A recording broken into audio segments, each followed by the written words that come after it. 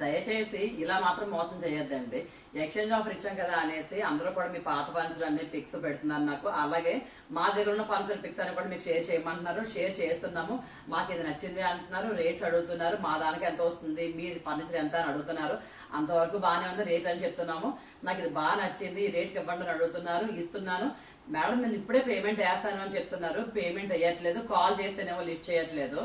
దానివల్ల ఏమవుతుందంటే నాకు ఇక్కడ షోరూమ్కి వచ్చిన కస్టమర్కి మీరు పేమెంట్ వేస్తారేమో, వెంటనే డెలివరీ చేయాలి కదా అని చెప్పి ఇక్కడ లైవ్లో ఉన్న కస్టమర్ని అయితే కనుక నేను పోగొట్టుకుంటున్నాను. మీకు ఎవరికైతే ఇంట్రెస్ట్ ఉందో వెంటనే పేమెంట్ వేసేయండి, మీ మెటీరియల్ 100% వస్తుంది. ఎందుకంటే ఇంత షోరూమ్ ఉంది, షోరూమ్ పెట్టుకుని నాకు మోసం చేయాల్సిన అవసరం అయితే లేదు. మీ మెటీరియల్ మీ ఇంటికి 100% వస్తుంది. మీరు పేమెంట్ వేస్తాను అని చెప్పి వేయకుండా ఉంటే కనుక నేను ఇక్కడ ఎవరికి కూడా సోల్డ్ చేసుకోలేకపోతున్నాను.